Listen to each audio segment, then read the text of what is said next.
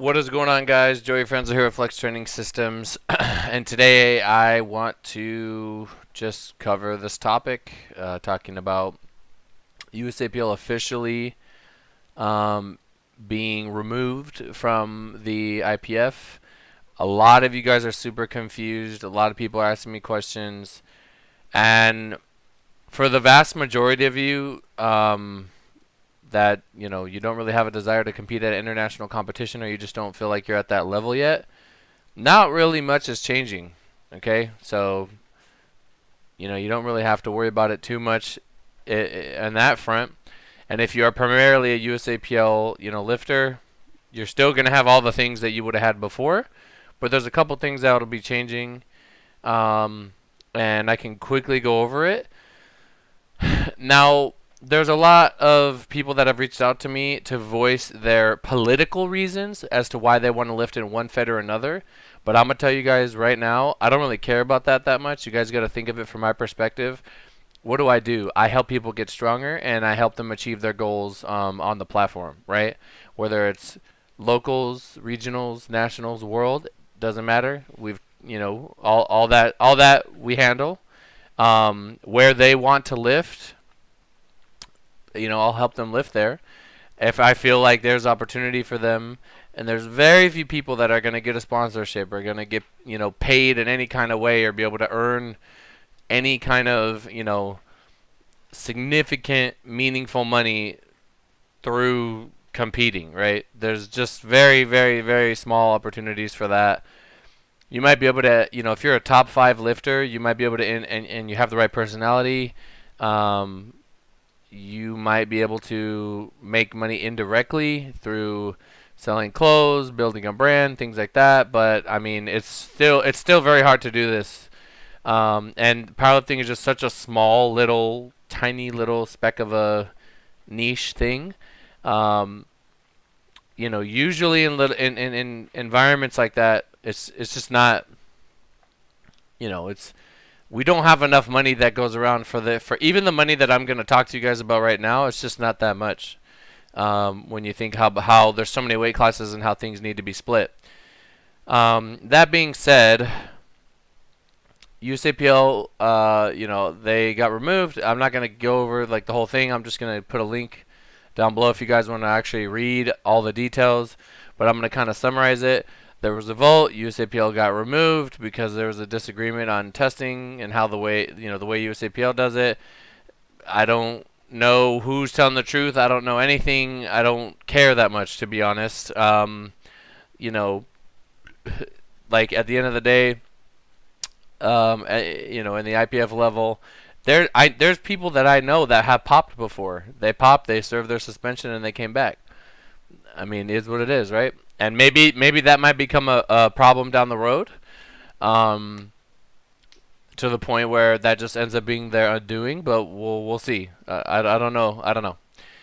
Anyway, USAPL gets removed, so USAPL says, okay, we're not with IPF anymore, so that gives us a little bit more freedom to give back to the lifter. So we're going to put on a pro series. There's $235,000. Like, I'm assuming this is going to be in the first year. Like, they're going to distribute this amongst like the year of pro meets. And the only real mention of money that I saw was, you can get $65,000 in cash prizes at the Arnold, so that's going to be split up amongst people that qualified for the Arnold. You can get $1,000, I think, for winning your weight class. I'm not really too sure. It looks like, I don't know if it's at nationals or at a pro series meet. It's probably at both. I'm really not too sure. Yeah, it looks like it's the Virginia Pro Arnold Sports Festival and nationals in Vegas, and then they name some other meets. So you probably get money there, and then you get a bonus if you get best lifter. In the lightweight, middleweight, heavyweight classes, right? So that's fine. It's not like super structured yet. This is just like a very general thing, kind of explaining what you could earn. I'm sure, once time goes on and these things actually play out, will have a better idea of like, okay, if you could win your weight class and you win best lifter and like the middleweight, like how much can you win? You know what I mean? And that's good. Like, I mean, I don't really think there's a bad thing there. If you get a little bonus for your powerlifting performance, I'm sure that's something that people would want, right? You also have to consider, what is $1,000? How much did it cost for you to get to the meet and pay for all your stuff and do all that? It's still $1,000 you're getting that you otherwise wouldn't have got. And I think it's a start, and maybe this can grow from here. What really has me kind of intrigued is when USAPL mentions international championships. That is I want to know what that's about. I want to know what that's about. What are they talking about here? They didn't really say much about it. They just said we're confident that we'll see each other on an international platform in the future. So that's pretty cool. They also said that people that are compete elsewhere, our platforms are always open to you. And as someone who has lifters in IPF and regular, or in USA, like that's nice to know. Okay, cool. We could always come back to USAPL. Some of you guys might know you're not really allowed to kind of interchange between the two. Again, I know the reasons, but I just don't really want to get into it, especially because I get conflicting information all the time. But at the end of the day, I know you can go IPF back to USAPL, but you can't go to IPF to USAPL then back to IPF. I'm pretty sure. If anybody knows that rule better than me, please let me know in the comments down below. That's like kind of just the summary of it. So what does this all mean, right? It means that, like I said, if you didn't really have ambitions to compete at the international level, as far as I know right now, there isn't really a path for you to do that through the USAPL at this current moment, but that seems like it will change in the future. There are some rumblings of a new USA federation starting up that will be tied to the IPF, that will be a gateway to competing at the international level. That is also exciting. I have some lifters that will for sure want to do that. They don't care about money and they want to compete at the highest level. So that's nice. I have other lifters that, they don't think that they're at that level yet, and maybe they want to. Maybe they're in the top 2, top 3, top 4 situation, top 5, whatever. And now that the competition is going to kind of be split, they feel like, well, there's more opportunity for me now in USAPL because a lot of the top lifters are going to leave, right? And they're going to want to stay in USAPL. I think USAPL, like I said in my post, has a really good ecosystem for juniors, teens, collegiates. Those meets, that little circuit of meets is great. It's a good way to kind of develop and build your skills against people that are like your similar level. And there'll always be value there. At the moment, I don't really know of anything else that's better than what USAPL is offering. I think this is a good thing overall. I'm sad that they're splitting because USAPL has been amazing and we've had a great little playground and a nice place to build and gain some momentum. And now that things are splitting, it's just going to complicate things a little bit more. But if there is a new USA Federation that's supposedly starting up, and there's nationals, and who knows, maybe they throw a collegiate, maybe they, you don't get the money part, which, I mean, I didn't start lifting for money. I don't know about you guys. But you do get a path to an international competition, and I think when it's all said and done, there's a lot of lifters, like I said, that would want to experience that. Like literally competing on the world stage, the highest prestigious level of judging, and I say prestigious, but you might not think it that way, right? Everybody has an opinion of what is a higher meet than another meet, whatever. Some people might say Raw Nationals is the pinnacle meet on the planet. Some people say IPF Worlds, and then you have now a choice. You can just compete where you want to compete. I think overall this is a benefit to the lifters, right? Because we now get to choose where we want to lift, and we have choices, right? Like if one meet sucks, or we have Like, let's say your state has just a shitty meet director in that state with one federation. Maybe in the other federation they're great, right? So you could choose now. There's going to be competition. I think competition, the cream will rise to the top, right? Because the market will decide who belongs where. Um, I think that's great. I think that is like in time, we're gonna see, like, it's gonna be adapt or die, right? These federations are gonna have to offer something that people want, and if they don't, then people are gonna lift another federation, and then it depends on whoever the management is, whoever's at the top. Do they want a big federation? Are they focused on growth? Or are they focused just kind of staying the same and just doing what they're doing, and they just kind of see it as like a fun thing, right?